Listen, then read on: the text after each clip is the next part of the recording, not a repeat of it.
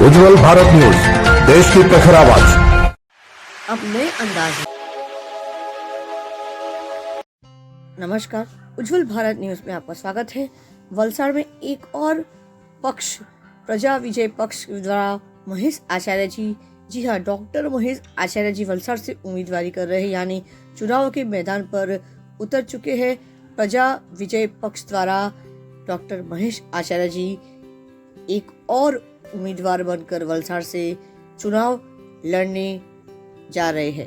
तो आइए सुनते हैं। उज्जवल भारत की टीम पहुंच गई महेश आचार्य जी के क्लिनिक। वो खुद एक आयुर्वेद डॉक्टर है और कोरोना के समय में उन्होंने हजारों संख्या के लोगों को न्यूनतम कीमत की दवाई देकर हजारों लोगों की जान बचाने का उन्होंने श्रेय उनके नाम पर जाता है। तो आइए सुनते हैं कि वे इस चुनावी माहौल के इस जंग में, इस लड़ाई में, इस मैदान में क्यों उतरे हैं, उनके शब्दों में जानने का प्रयास करते हैं। आइए जानते हैं। नमस्कार, उज्जवल भारत न्यूज में आपका स्वागत है। चुनाव 2 चरणों में गुजरात विधानसभा का होने को जा रहा है। 1 दिसंबर और 5 दिसंबर को। 8 दिसंबर को काउंटडाउन शुरू होगा, यानी कि मतगणना शुरू होगा। उससे पहले हमारे इस गुजरात राज्य में ऐसे काफ़ी सारे इस बार नई पार्टियां उभर कर आई है प्रजा की सेवा करने के लिए। कुछ लोग सिर्फ और सिर्फ राजगद्दी संभालने के लिए राजकरण बनकर आते हैं, लेकिन इसमें से कुछ लोग ऐसे भी हैं जो राजनीति नहीं या राजकरण नहीं, राष्ट्र को समर्पित होकर, इस राज्य को समर्पित होकर प्रजा की सेवा करने के लिए ही आते हैं। ऐसे ही हमारे साथ कोरोना समय में हमने जिस व्यक्ति को देखा है, अपनी नज़रों से, अपनी आंखों से स्वयं देखा है, हजारों लोगों की संख्या यहाँ पर कतार में खड़ी होती थी और वे महज न्यूनतम रकम लेकर उनको कोरोना के दवाई उन्हें दिया करते थे। और ऐसे ही हमारे साथ वही व्यक्ति आज उपस्थित है। मुझे लगता है कि आपको पता चल ही गया होगा कि मैं किसके लिए बात कर रही। जी हाँ, मैं बात कर रही हूँ डॉक्टर आचार्य जी के बारे में। आइए आज उनसे बात करते हैं। इस चुनाव के समय पर उनका कहना है राजकरण नहीं है, राष्ट्रकरण है, राष्ट्र को समर्पित है। आचार्य जी, आपका बहुत स्वागत है हमारे इस उज्जवल भारत न्यूज चैनल में। नमस्कार श्रोता મિત્રો। શું કારણ છે રાજકારણમાં આવવાનું તમારે?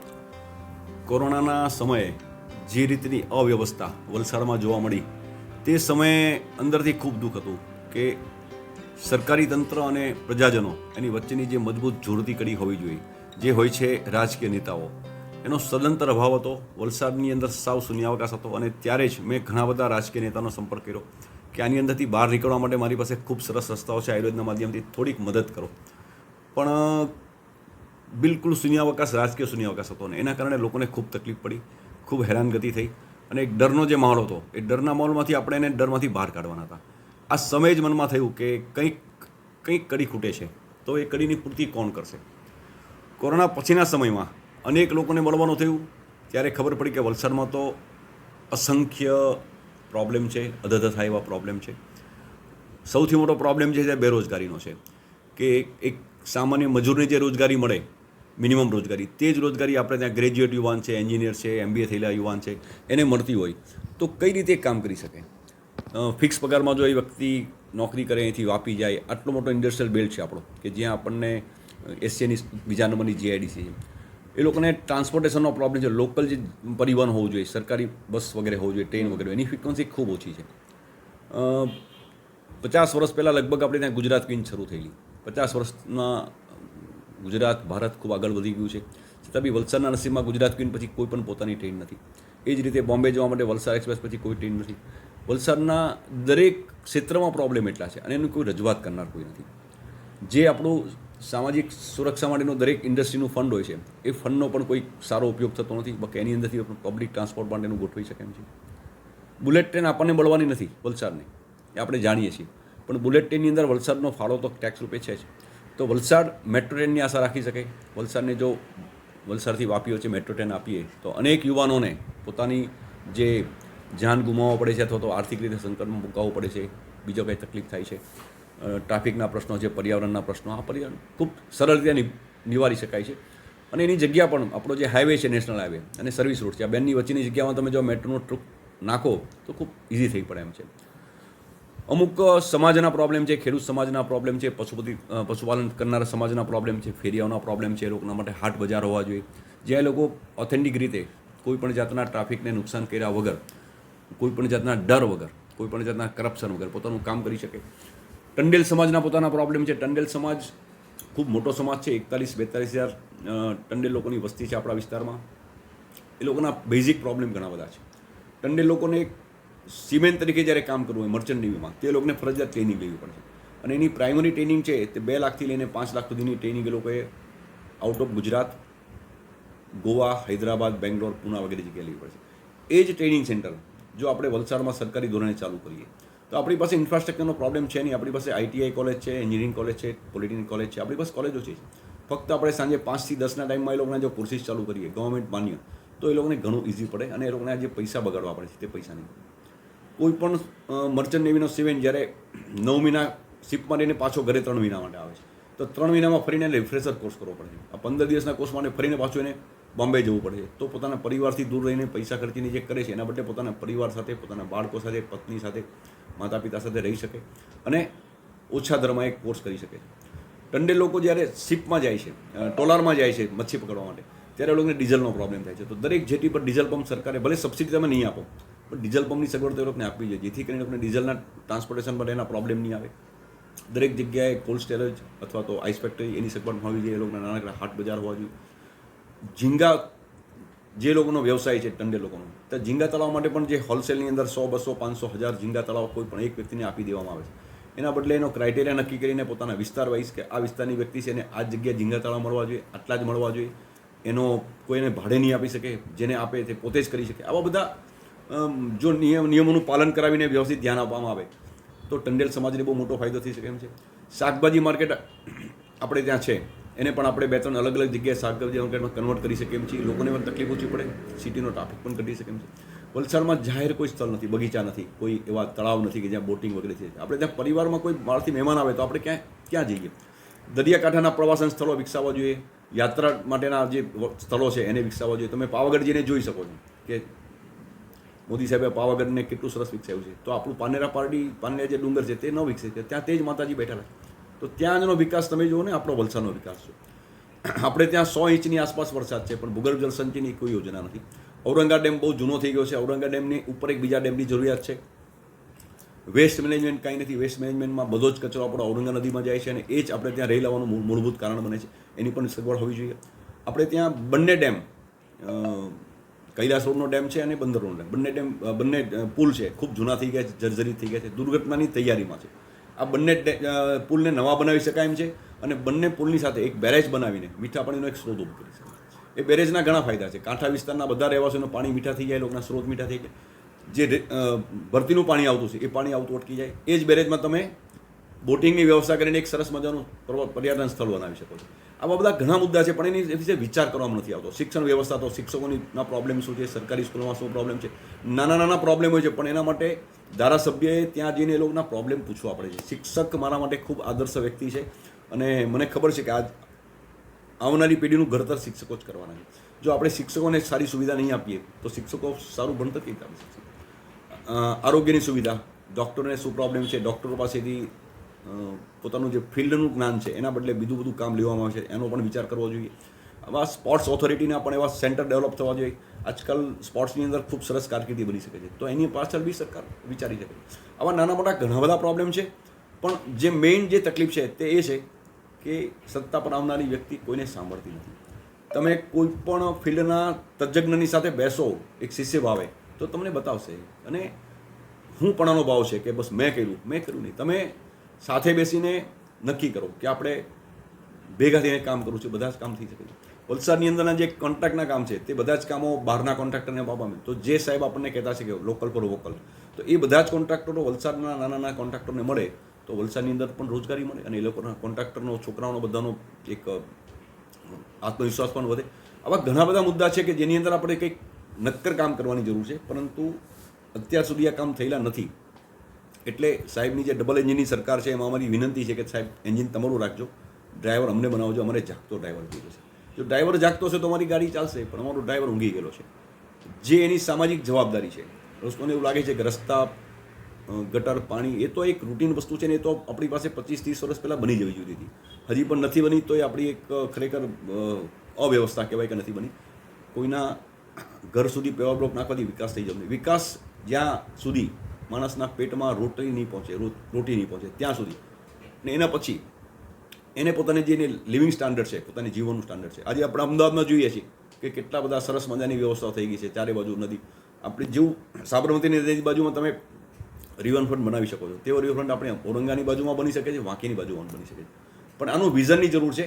ફંડનો તકલીફ કોઈ નથી, પણ તમે વિઝન હશે, તમે એનો પ્લાન કરશો અને સરકાર પાસે માગશો તો તમને મળી શકે. બોલો, બીજું કાંઈ પૂછવું છે? इतने सारे मेरे एक प्रश्न के बाद पूरा प्रोपोगंडा तैयार है डॉक्टर आचार्य जी के पास. ऐसा लगता है कि जैसे कि उन्होंने काफ़ी साल से सर्वे किया है, घर घर जाकर, हर क्षेत्र में जाकर, चाहे वो खेतीबाड़ी हो, चाहे वो पशुपालन हो, चाहे वो आरोग्य हो, हेल्थ हो, शिक्षा क्षेत्र हो, चाहे वो कॉन्ट्रैक्ट लोगों के बारे में हो, मज़दूरों के बारे में हो, हर क्षेत्र में उन्होंने प्रश्न का हल ढूंढ के निकाला है. मुझे ऐसा लगता है कि इस प्रकार के व्यक्ति को मौका ज़रूर देना चाहिए. बहुत सही कहा है डॉक्टर आचार्य जी ने कि इंजन आपकी रखिए मोदी जी, लेकिन ड्राइवर हमें जो गाड़ी है उसे खींचने का मौका दीजिए. बहुत सही कहा है.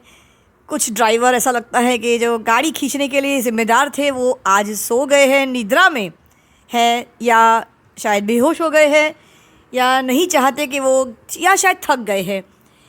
लेकिन जिस तरह से प्रोपोगेंडा, तैयार प्रोपोगेंडा जो बताया गया है डॉक्टर आचार्य जी के द्वारा, ऐसा लगता है कि जैसे अगर वलसाड़ की जनता अगर उन्हें जिता देती है तो कल के कल ही वलसाड़, मुझे लगता है कि साल भर के अंदर या 6 महीने के अंदर एटलीस्ट औरंगा और वाकी नदी के पास रिवर फ्रंट की तरह कुछ तो ऐसा ज़रूर बन जाएगा जो वो सपना लेकर इस चुनावी माहौल में वो मैदान में उतरे हैं. एक प्रश्न और है, कल्याण बाग इतने समय से आज भी बंद पड़ा है, खुल के भी बंद हो गया. इतना सारा पैसा उसके लिए खर्च कर दिया गया है. बहुत ही ज़ोरों शोर से चर्चा हुई थी कि उसे हमने नाम भी बदल दिया था, कल्याण बाग का नाम कुछ और हो गया था, ज्योति मीनार का नामकरण किया गया था. तो उसके बारे में क्या कहोगे? તમે શું કહેવા માંગશો ડૉક્ટર આચાર્ય એમના વિષય પર? એ જે જ્યોતિ મિનાર ખુલીને ફરી પાછું બંધ થઈ ગયું, કોરોના સમય આવીને જતું રહ્યું, બટ હજી પણ જ્યોતિ મિનાર એટલે આપણો જૂનો કલ્યાણ બાગ હજી બંધ છે. હજી પબ્લિક માટે એ સંપૂર્ણપણે ઓપન નથી, ખુલ્યો નથી. તો એનું પછાડીનું કારણ શું છે? મેડમ, આ વિષયમાં હું બહુ જ વધારે ઓથેન્ટિસિટીથી બોલી શકું એમ નથી, પણ મને જે સાંભળવા મળ્યું છે એ પ્રમાણે આ મિનારની જે સ્ટ્રેન્થ છે, અથવા એની જે સ્ટ્રક્ચર જે એનું છે એ ખરેખર બહુ જર્જરિત થઈ ગયું છે. અને ઉપરથી રંગરોગાન કરીને આપણે જો મિનારને રિપેર કરવાનો પ્રયત્ન કરીએ તો કોઈ પણ સમયે એમાં દુર્ઘટના થઈ શકે છે. આવા મને રિપોર્ટ મળ્યા છે કે મિનારનો જો આપણે ઉપયોગ કરવા જઈએ તો ગમે ત્યારે જેવું મોરબીમાં જે બન્યું તેવું સેમ અહીંયા આપણે ત્યાં બની શકે એમ છે. તો એનો સ્ટ્રક્ચર રિપોર્ટ લેવો જોઈએ સારા એજન્સી પાસે, અને પછી એના પગલાં લેવા જોઈએ. હજી 2-3 મુદ્દા આપણે કહેવાના ભૂલી ગયો છું. એમાં એક સૌથી મહત્ત્વનો મુદ્દો છે કે આપણે ત્યાં જિલ્લા કક્ષાની જેલ નથી. જેલ નહીં હોવાથી જે તકલીફ પડે છે, એક તો પોલીસ કર્મીઓને ખૂબ તકલીફ પડે છે કે પોલીસ કર્મીઓની બહુ મોટી ટીમ ફક્ત કેદીઓને કોર્ટમાં લાવવા લઈ જવા માટે બિઝી રહે છે, એટલે એ લોકો પોતાનું કામ કરી શકતા નથી. અને જે ઘરનો દીકરો કે દીકરી કંઈક નાનકડા ગુના માટે જેલમાં ગયો હોય તો એ કાચા કામના કીધી હતી કે લગભગ અમે વચ્ચે સર્વે કરાવવાનો તો 80% કાચા કામના કીધી કે જેમની પોતાની જે કાયદેસર એ લોકોને સજા થવાની હોય એના કરતાં પણ વધારે સમયથી એ લોકો અંદર છે. એ લોકોને જામીન માટેની કોઈ ખબર નથી પડતી. કોઈ સારો નબળો પ્રસંગ છે, કોઈ રક્ષાબંધન દિવસે પોતાની બહેન પોતાના ભાઈને રાખી બાંધવા માગે છે તો ત્યાં જઈ શકતી નથી. તો એક 5 એકર જમીન સરકાર ન લઈ શકે અને જેલ નહીં બનાવી શકે એવું શક્ય નથી બનતું. એના માટેના પ્રયત્નની જરૂર છે. આપણી સંસ્કૃતિ વાલિયાને જો વાલ્મીકી બનાવી શકતી હોય તો આપણે આપણા દીકરા દીકરીઓને કે જે કંઈ જેલમાં કોઈ કારણસર ગુનામાં ગયા છે તો એને આપણે સુધારી શકીએ છીએ. પરંતુ કોઈ પણ વ્યક્તિ વધારે સમય સુધી જેલમાં રહે તો એના સુધરવા કરતાં બગડવાના ચાન્સ વધારે હોય છે. તો આ એક ખૂબ મહત્ત્વનો મુદ્દો છે. સોલાર એનર્જી માટે પણ ખૂબ કામ કરવાની જરૂર છે. અને સૌથી વધારે સિનિયર સિટીઝન, મને એમ લાગે છે કે સિનિયર સિટીઝનને આપણે બહુ અન્યાય કરીએ છીએ. વલસાડની અંદર ઢગલાબંધ સિનિયર સિટીઝનો છે અને એ બધા જ જે માતા પિતાઓ છે એ લોકોને સારી રીતે ફરવાની, હરવાની, બેસવાની આ બધી સગવડો આપણે આપવી જોઈએ.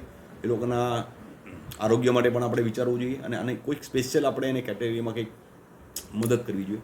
આવો કોઈક પ્રોજેક્ટ આપણે ઉપાડવો જોઈએ અને આ સિનિયર સિટીઝન પોતાના અનુભવનો લાભ આપણા શહેરને આપે, એનો પણ આપણે પોઝિટિવ ઉપયોગ કરી શકીએ છીએ. તો આવું કંઈક ક્યાંકથી પ્રવૃત્તિ શરૂ થશે તો મને લાગે છે કે વલસાડ 2-5 વર્ષમાં કંઈક અલગ વિકાસશીલ વલસાડ બની જશે. नमस्कार. बहुत सही बात. जो मुद्दे डॉक्टर आचार्य जी ने यहाँ पे रखे हैं वो सारे मुद्दे महत्वपूर्ण, ऐसा कोई मुद्दा उन्होंने नहीं है जो महत्वपूर्ण नहीं है. सही मायने में अगर ऐसे व्यक्ति जो बेहद संवेदनशील बातें उन्होंने कही है, बहुत सारी सकारात्मक बातें कही है जो हर कोई नहीं सोच पाता. अगर इस प्रकार के व्यक्ति अगर विधायक बनने के सही मायने में योग्य है, अगर हमारे वलसाड़ की जनता अगर उन्हें वोट देकर जिताती है तो मुझे लगता है कि कुछ समय के बाद वलसाड़ की काया पलट होने में समय नहीं लगेगा. તમે હવે અમે જણાવી દો કે પાર્ટીનું નામ અને પાર્ટીનું નિશાની શું છે? અમારો પક્ષ ખૂબ નવો પક્ષ છે. પ્રજા વિજય પક્ષ અમારી પાર્ટીનું નામ છે. હજી સુધી અમને કાયમી સિમ્બોલ મળ્યું નથી, એટલા માટે જે મુક્ત સિમ્બોલ છે એમાંથી અમને સિમ્બોલ મળ્યા છે. સદનસીબે મને ઘડો સિમ્બોલ મળ્યું છે અને હું ભગવાન ધન્વંતરીનો વંશજ છું, એટલે હું માનું છું કે ભગવાન ધન્વંતરી મને અમૃત કળશ આપ્યો છે. આપણે ત્યાં શુભ કામની અંદર કુંભ ઘડો મૂકીએ છીએ, કુંભનું સ્થાપન કરીએ છીએ, ઘટ સ્થાપન કરીએ છીએ, નવરાત્રિમાં ઘટ સ્થાપન કરીએ છીએ. આપણી જગતજનની મા સીતા એનો જન્મ ગળામાંથી થયેલો હતો, એટલે આપણે મને એવું લાગે છે કે કુદરતનો કંઈક મારા માટે શુભ સંકેત છે કે જે મને એમણે ઘડો નિશાન આપ્યું છે અને મારા માટે આ હંમેશ માટે અમૃત કળશ રહેશે. અને હું એક પ્રાર્થના કરું કે ભગવાન ધન્વંતરી મારા અમૃત કળશને હંમેશા ભરેલો રાખે, લોકોને કોરોના જેવા રોગથી પણ બચાવી શકું અને એ જ અમૃત કળશમાં હું આપણા માટે એવા બધા પ્રોજેક્ટ લઈ આવું કે આપણા જે વંચિત વિકાસથી વંચિત વલસાડ છે, જે ગુજરાત અને ભારતની જે સ્પીડ મોદી સાહેબ કરી રહ્યા છે એના પ્રમાણમાં આપણે ખૂબ પાછળ છીએ. તો આનો વિકાસ પણ એ બધાની સમકક્ષ થઈ જાય અને એના માટે મને બધા લોકો आशीर्वाद. सही मायने में ऐसे व्यक्ति को मुझे लगता है कि जनता को अगर परिवर्तन चाहते हैं तो एक बार इनकी तरफ भी ज़रूर मुड़कर देखें, इनके विचारों को सुने. और उज्जवल भारत हमेशा प्रयास करता है कि कुछ नया आपको हमेशा दे सके, कुछ सही आप तक पहुंचा सके. उज्जवल भारत न्यूज़, देश की प्रखर आवाज़. बने रहिए चैनल के साथ, लाइक करें, शेयर करें और सब्सक्राइब ज़रूर करें. और हाँ, आपकी राय हमारे लिए बहुत ज़रूरी है, इसलिए कमेंट ज़रूर करें क्योंकि आपका साथ ही हमारा विकास है. सबका साथ, सबका विकास, सबका विश्वास. धन्यवाद.